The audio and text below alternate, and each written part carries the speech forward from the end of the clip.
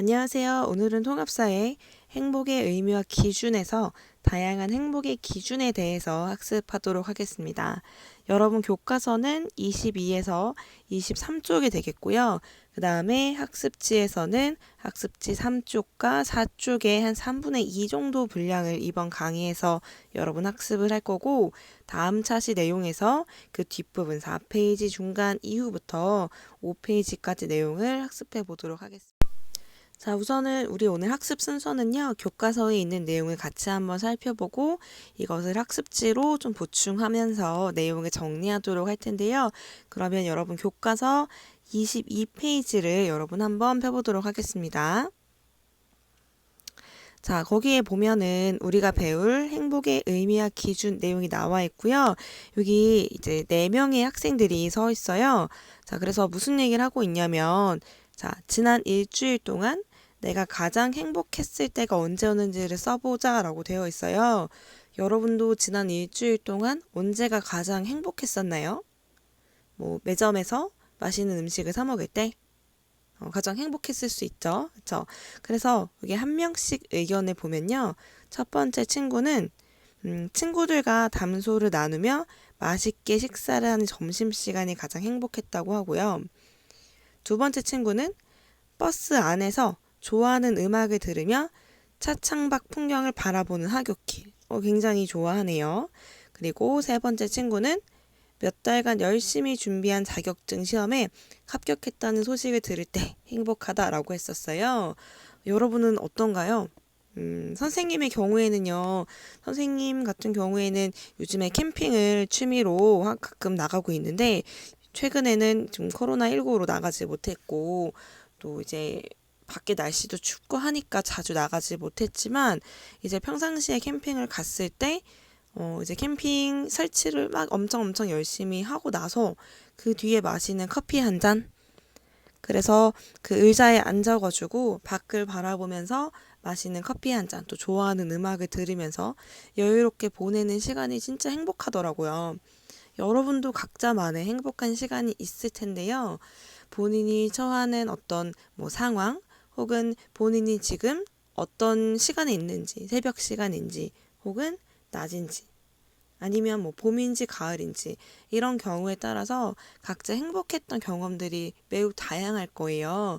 그래서 오늘은 이렇게 사람마다 다양한 기준이 있는데, 보편적으로 우리가 언제 행복을 많이 느끼는지 한번 같이 살펴보도록 하겠습니다.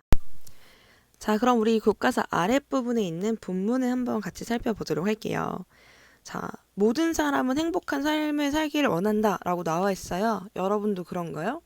사실 불행해지길 원하는 사람은 아무도 없죠. 네, 선생님이 예전에 다른 선생님과 대화를 나누다가 좀 약간 충격이라기보다는 좀 놀란 적이 있는데, 그분께서 되게 철학적인 대화를 많이 하시는 선생님이셨는데, 막 이런저런 인생의 어떤 굴곡, 힘든 점들, 이런 걸 얘기하시다가 본인의 삶의 목적은 행복이 아니다, 이렇게 말하신 분이 있었어요. 그래서, 행복한 것을 바라지 않는 건가? 라는 생각도 했지만, 그분이 말씀하신 내용은 본인은 어떤 본인의 역경을 극복해 나가는 과정이 어떤 삶의 목적인 거지, 그러면서 오는 행복감을 느끼면 좋은 거고, 아니면 많은 거지, 행복한 것이 나의 삶의 목적은 아니다, 이렇게 얘기를 하신 적이 있었는데, 여러분은 어떤가요? 여러분의 삶의 목적은 행복하게 사는 것? 대개의 사람은 정말 아까 얘기한 그런 한두 분을 빼고는 대부분은 행복한 삶을 원할 거예요.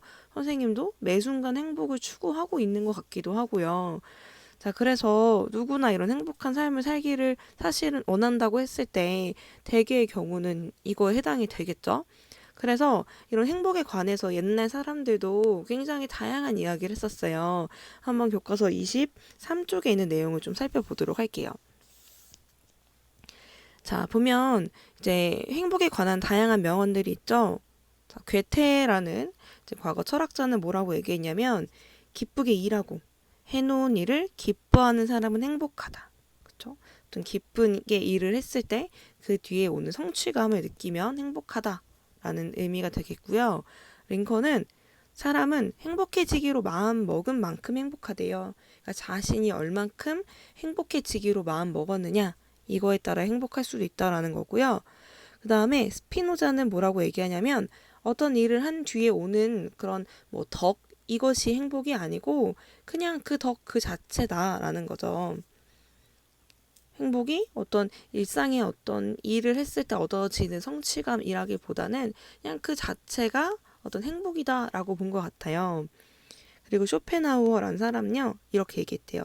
우리들의 행복을 위해 도움되는 것은 의심할 바 없이 인간이 밖에 가지고 있는 것보다도 안에 가지고 있는 것이다. 그러니까 결국 어떤 외부적인 행복이 아니라 내부, 내 안에서의 행복을 찾아라. 이런 얘기가 되겠네요. 자, 그리고 달라이 라마. 우리가 이제 라마교라고 하는 티벳의 불교인 라마교의 창시자인 달라이 라마는요.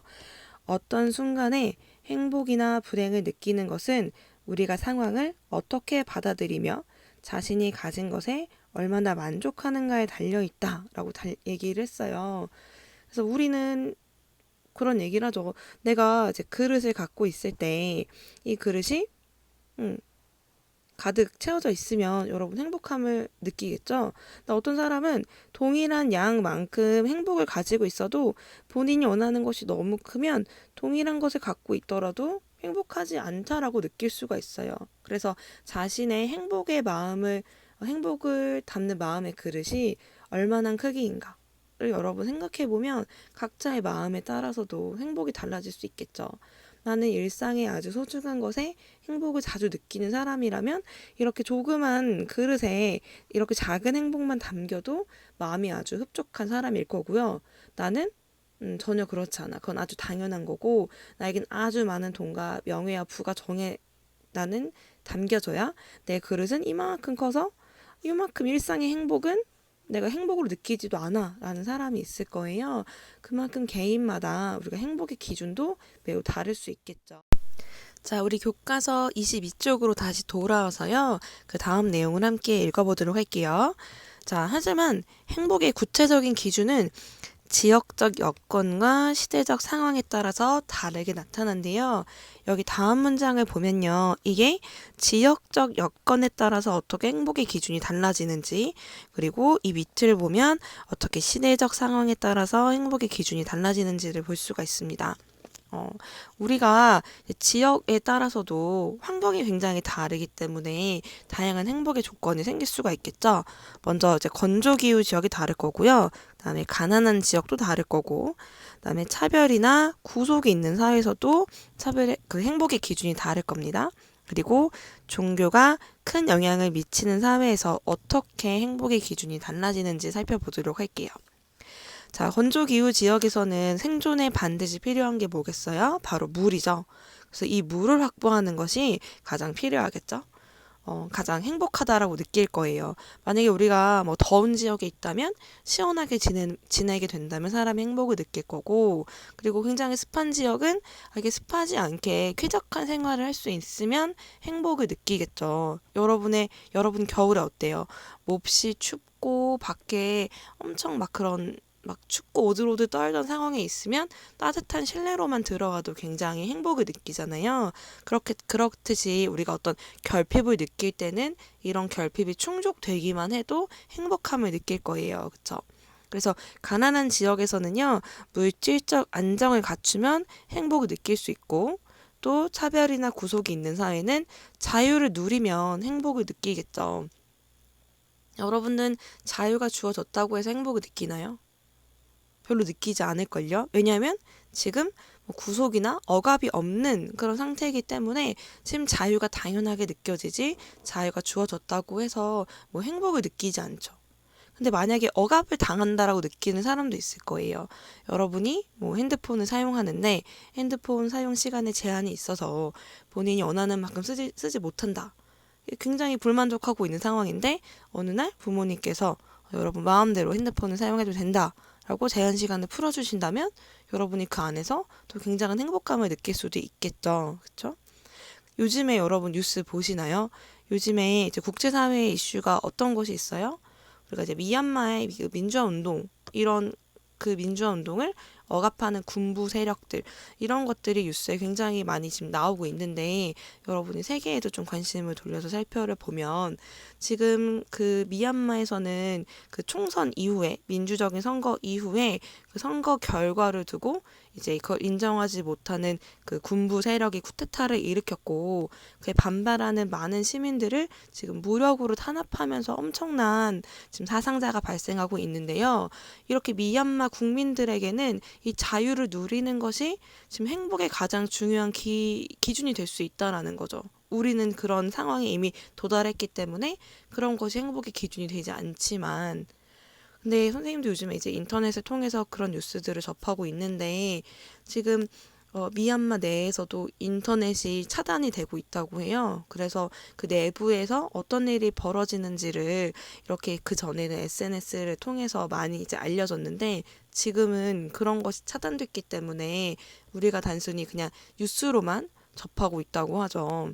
근데 참 안타까운 게 이게 수업과 관련 없는 얘기긴 하지만 뉴스에서도 더 이상 많이 다루지 않는데요. 너무 반복적으로 많이 나온 이야기이기 때문에 이제는 국내 이슈가 더 중요하지 이런 국제적인 뉴스들이 점차 뒤로 밀려서 거의 보도가 되지 않고 있다고 하는데 여러분들이 우리 통합사회를 배운 학생이라면 좀 그런 부분에도 관심을 기울이고 좀 국제적인 어떤 다른 세계의 다른 사람들은 행복을 누리고 있는가 이런 부분도 좀 초점을 두고 고민을 해봤으면 좋겠어요. 우리가 행복의 다양한 기준을 배우고 있지만 사실은 나 혼자만 행복하다고 해서 이게 어떤 행복이 만족되는 건 아니잖아요. 나뿐만 아니라 우리 사회 모두가 행복할 수 있는 그런 방안을 찾아 나가는 것이 우리 학습 목표라고 본다면 좀 그런 쪽에도 좀 눈을 기울이는 것이 필요하다고 생각이 드는데요. 그래서 이런 차별이나 구속이 있는 사회에서는 자유를 누리는 것이 행복의 기준이 될 수 있다라는 겁니다. 또 종교가 큰 영향을 미치는 사회에서는요. 교리, 그 종교에서 가르치는 어떤 말씀, 교리에 따라 살아가는 것이 행복의 기준이 될 수도 있는 거죠. 이게 아주 강한 사회는 우리가 좀 교리가 강하게 믿어지는 뭐 이슬람교 이런 종교들은 이 종교의 교리가 굉장히 중요해서 뭐 식습관이라던가 아니면 생활 어떤 모습 그다음에 우리가 그냥 사람들이 살아가는 법에도 교리가 굉장히 깊게 뿌리 박혀 있고 이러한 그 종교의 신의 말씀을 따라 사는 것이 행복의 기준이 될 수도 있다라는 거죠. 그래서 지역적으로 이렇게 다르게 행복의 기준이 나타날 수 있다라는 겁니다. 자, 그리고 밑에 시대적으로 행복의 조건이 어떻게 기준이 다른가를 본다면요. 이제 선사시대 때. 그때는 생존을 위해서 식량을 확보하고 외부의 위협으로부터 안전하게 사는 것이 중요했다라는 거죠. 이때는 그냥 정말 삶의 목적 자체가 안전하게 살아남는 거니까 이렇게 안전한 삶 자체가 행복한 삶의 기준이 되었고요. 근데 문명이 발달하면서 더 이상 사람들이 이런 걸 만족하지 않죠. 여러분 그냥 정말 아무도 나를 오늘 공격하지 않았다. 내가 오늘 한 번도 다치지 않고 무사히 집에 돌아왔다. 아주 행복하다. 이런 생각하나요? 그런 생각하지 않는다는 거예요. 더 이상 사람들은 이런 거에 만족을 느끼지 않고요. 요즘에는 이런 물질적 풍요, 내가 정말 돈이 많고, 그다음에 뭐 가난해서 뭐 내가 먹고 싶은 것을 뭐 편안히 마음껏 먹을 수 있고 원하는 것을 마음껏 살 수 있는 이런 물질적 풍요 이런 것이 갖춰지면 행복하다라고 느끼고요. 그것뿐만 아니라 내가 건강하고 또 내가 일과 취미 요즘에는 워라밸이란 말 들어봤나요? 그렇죠. 일, 워크와 라이프의 밸런스가 굉장히 중요하다라고 하잖아요. 그래서 일과 내 일상의 삶의 어떤 밸런스가 잘 맞는지 그리고 주변 사람들과의 관계를 잘 행복하게 맺고 있는지 그리고 사회적으로 내가 어떤 복지 수준을 누리면서 내가 존중받고 행복하게 살고 있는가 이런 것들을 모두 따져서 행복을 추구하기 때문에 굉장히 그런 행복의 기준이 다양해졌다라고 얘기를 할 수가 있죠. 그래서 이런 굉장히 다양한 기준이 존재하는데요. 이런 다양한 행복의 기준 안에서도 그래도 모두가 그 정도면 행복하다라고 납득할 수 있을 만한 어떤 공통적인 행복의 기준도 존재할 수 있잖아요. 자, 그런 어떤 공통된 상태를 본다면 대체로 생활에서 충분한 만족과 기쁨을 느껴서 흐뭇한 상태. 이거를 행복으로 여긴다라는 거는 이제 세계 모두가 공통적이라는 거죠. 자신의 삶에서 만족감과 기쁨을 느끼고 있으면 행복하다. 여러분 어떠세요? 행복하신가요? 여러분의 삶에 충분한 만족과 기쁨을 누리고 계신가요? 내가 지금 너무 행복해라고 말할 수 있는 사람은 정말 적을 것 같아요. 선생님도 행복하냐라고 물어보면 쉽게 바로 뭐 1초 만에 그렇다라고 말하기 어려울 때도 많고, 지금도 그렇게 많이 물어본다면 바로 대답하기가 참 어려울 수 있을 것 같아요.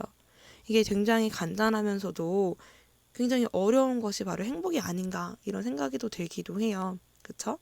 이제 우리 왼쪽에 있는 자료를 함께 살펴보죠. 자, 그럼 우리 왼쪽에 나와 있는 고대 중국에서의 행복을 보도록 하겠습니다. 자, 중국 동부 지역의 자연 환경은 대체로 평탄한 농지, 낮은 산, 항해할 수 있는 강들로 이루어져 있어서 농경에 적합하였다.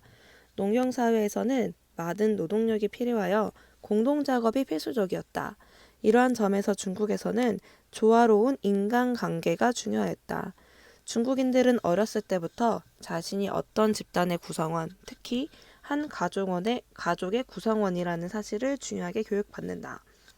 자, 이러한 영향으로 중국인들에게 행복이란 화목한 인간관계를 맺고 무난하게 사는 것이었다.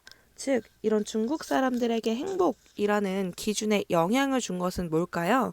바로 이런 평탄한 농지, 낮은 산, 항해할 수 있는 강들로 이루어져 있어서 이제 어떤 노동력을 필요로 하는 공동 작업을 할 수 있었던 이런 환경적인 영향이 굉장히 크게 영향을 미쳤다라는 거죠. 그래서 조화로운 인간관계를 이러한 환경 때문에 중요시 여겼고, 그래서 이런 것이 충족이 되면 행복하다라고 사람들이 느꼈다라는 거예요. 그래서 중국의 도자기나 화폭에 가족의 일상이나 농촌의 한가로운 모습이 자주 등장하는 것도 이 때문이다 라고 했었어요.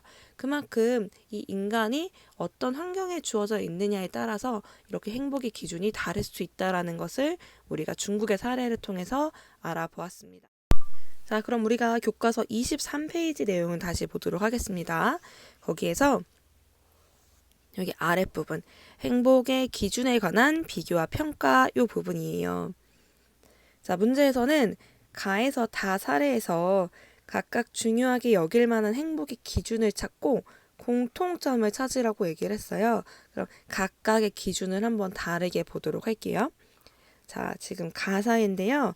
가사회에서는 자신이 믿는 종교를 금지하고 있대요. 그래서 사원 건축을 막고 많은 세금을 내게 하면서 다른 종교로 바꾸라고 강요해서 몹시 괴로워라고 얘기했었어요.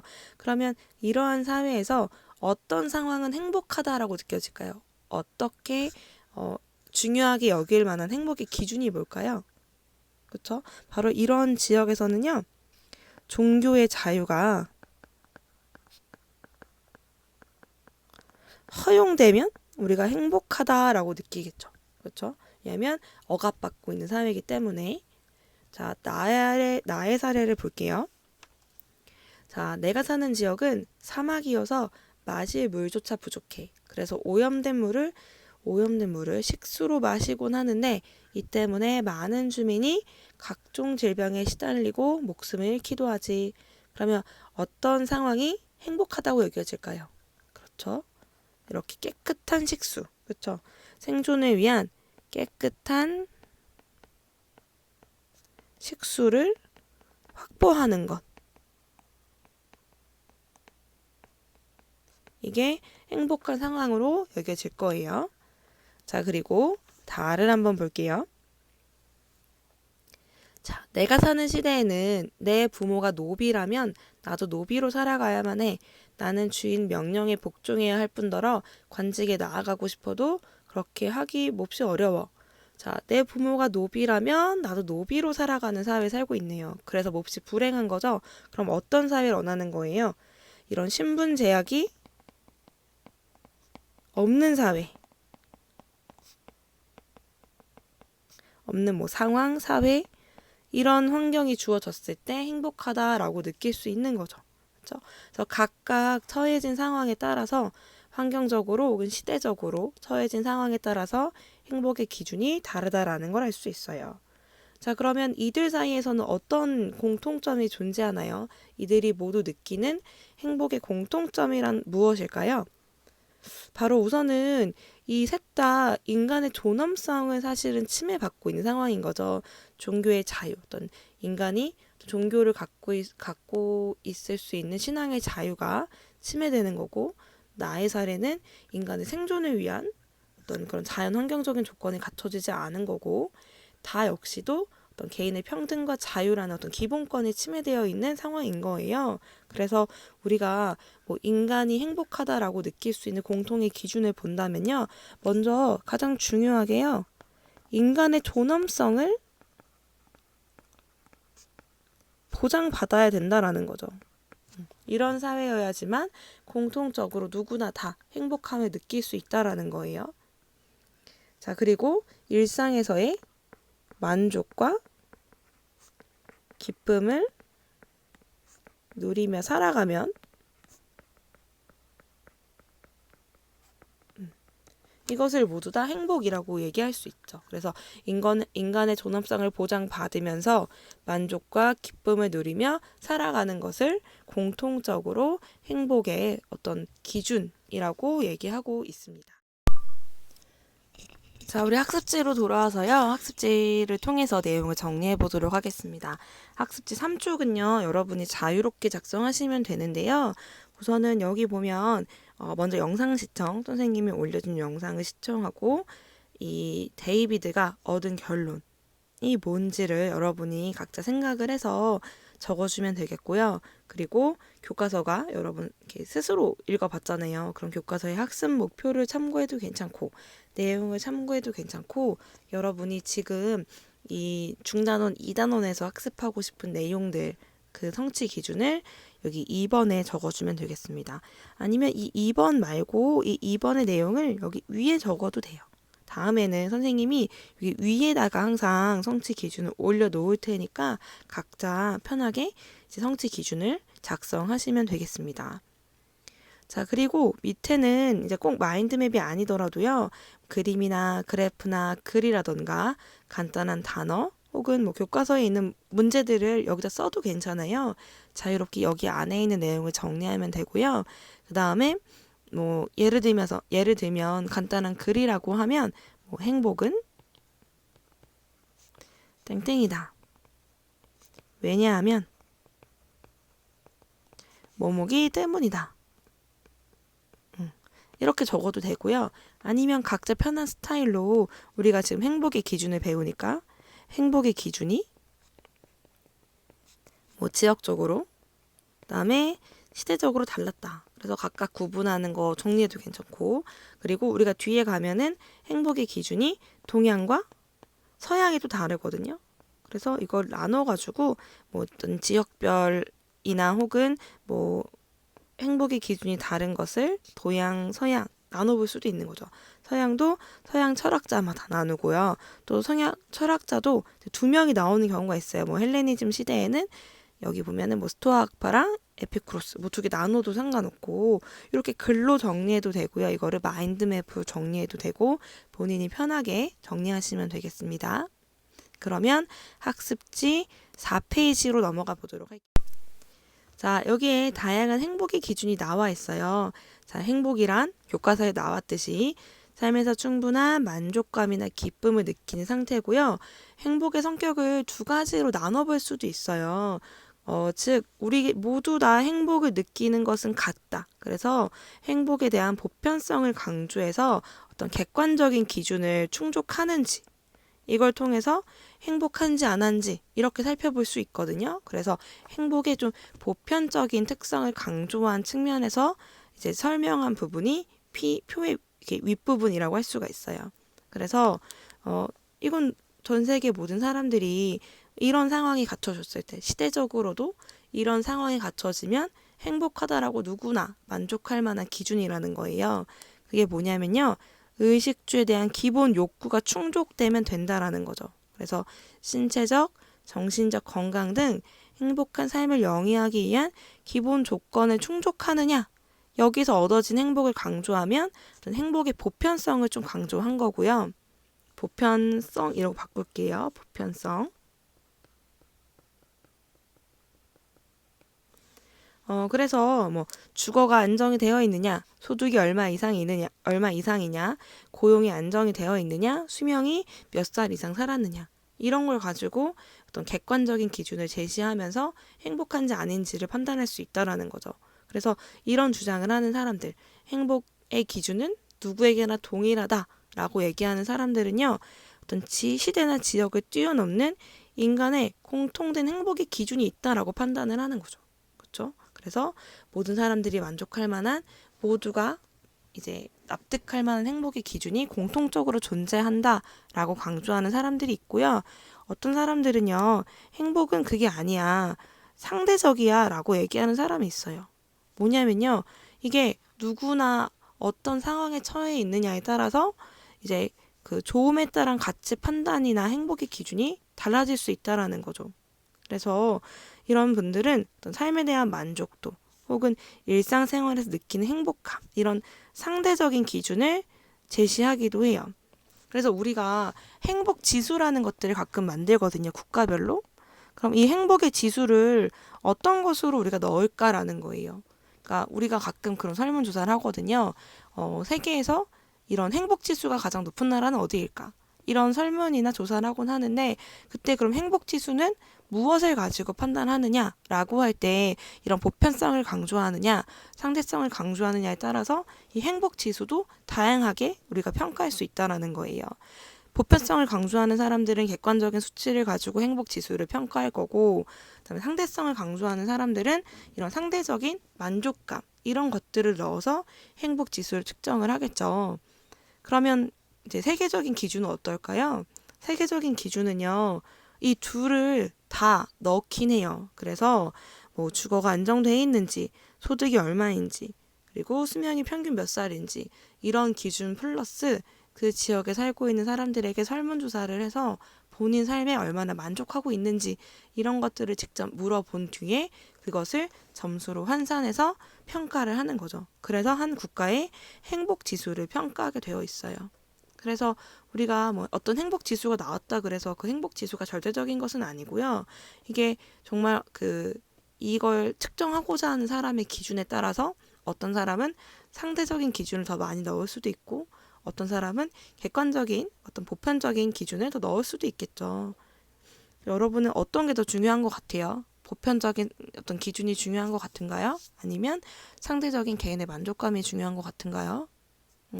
이 둘 모두 뭐 중요할 수도 있겠죠. 그렇죠? 그래서 이렇게 행복의 성격을 두 가지로 나눠볼 수 있습니다.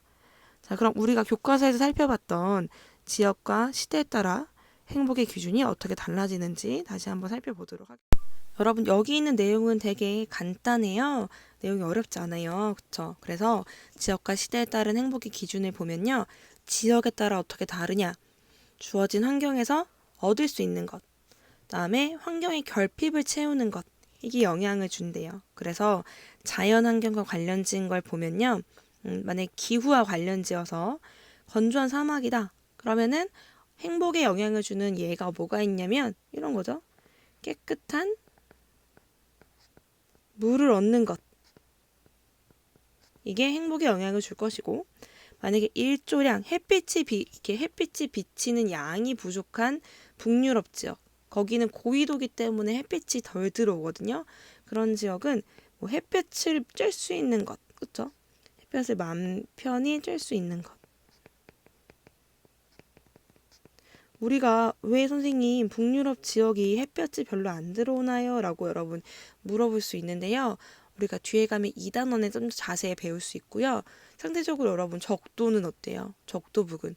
태양열이 굉장히 많이 들어오죠. 태양열이 적도엔 수직으로 들어오기 때문에 굉장히 태양열이 많이 들어오지만, 극지방은 지구가 둥글기 때문에 태양이 들어오는 각도가 잎사각이 작아요. 즉 지구를 그리면 적도는 태양빛이 수직으로 들어오는데, 이렇게 극지방은 사선으로 들어오기 때문에 이렇게 면적에 퍼져가지고 햇빛이 비치게 되는 거예요. 여기는 좁은 면적에 햇빛이 들어오고요. 그래서 우리가 동일한 양의 햇빛이 들어오지만 비치는 면적 자체가 달라지기 때문에 고緯도는 햇볕이 적을 수밖에 없거든요. 그래서 해도 굉장히 짧고, 우리나라 겨울철 생각하면 돼요. 그쵸? 해가 굉장히 짧아요. 그래서 햇볕을 맘 편히 쬐 수 있는 것, 이게 행복일 수 있죠. 또 인문환경, 즉 종교나 문화, 산업, 인간이 만들어낸 환경을 인문환경이라 그래요. 그래서 이런 문화나 산업이나 종교 이런 것들은 전부 인간이 만들어낸 환경이니까 인문환경이라고 얘기를 하고요. 자, 그래서 종교가 발달한 지역은요. 어떤 종교의 교리를 실천하는 삶. 이게 이제 인문환경에서는 이런 종교가 발달한 지역에서는 이게 행복에 영향을 준 예가 될 수 있고요. 또 민족 및 종교 갈등이 심한 지역은 이런 정치적 안정. 아까 전에 미얀마 얘기 들었었죠. 정치적 안정 그리고 뭐 평화의 실현 이런 게 충족이 되면 우리가 이럴 땐 행복을 느낄 수 있다라고 얘기를 할 거예요. 그리고 복지가 잘 갖춰진 곳, 일부 선진국은 이런 것들은 모두 다 이미 갖춰져 있기 때문에 이런 것보다는 예를 들면 뭐 여가 생활, 그다음에 뭐 문화 생활, 내가 얼마나 취미 생활을 마음껏 누릴 수 있는가, 그쵸? 그런 뭐 아니면은 뭐 소득이 내가 많지만 다른 사람들보단 적을 수 있잖아요. 그러니까 이런 소득 불평등의 해결, 이런 문제가 이 사람들에게는 행복에 영향을 주는 어떤 그런 조건일 수 있고요. 또 기아와 질병이 만연한 지역은요. 기아, 우리가 막 굶어 죽는 사람들이 많거나 이런 전염병이 막 여기저기 많이 이렇게 창궐한 지역, 이런 곳은 뭐 빈곤을 탈출하거나 의료 혜택을 받는 것, 이것이 행복에 영향을 줄 수 있다. 자, 또 시대에 따라서 행복의 기준이 다를 수 있는데요. 우리 선사시대, 이때는 우리가 안전이 굉장히 중요하다고 했기 때문에 이런 생존에 필요한 식량을 확보하거나 짐승이나 자연재해 등 외부로부터 안전하면 행복하다. 그리고 현대에는 단순히 이런 안전뿐만 아니라 물질적 풍요, 건강, 일거취미, 인간관계, 사회복지 이런 게 행복의 기준이 된다라고 얘기를 했었죠. 그래서 그만큼 어떤 상황에 처해져 있는지 시대적 상황이 어떠한지에 따라서 행복의 기준이란 굉장히 다양할 수 있다. 다양하지만 그럼에도 우리가 모두 보편적으로 행복한 상태라는 건 정의 내릴 수 있는데 그것은 삶에서 어떤 만족감이나 기쁨을 느끼는 상태, 인간의 존엄성을 존중받으면서 그런 것을 느끼면 보편적으로 행복하다라고 또 공통적으로 얘기할 수도 있다라고 얘기를 했었어요. 자, 그래서 여기까지 여러분 간단히 정리해보면 되고 다음 시간에는 우리가 동양과 서양의 행복론을 이제 비교해 보도록 하겠습니다. 자, 그럼 다음 강의에서 만나보도록 하겠습니다.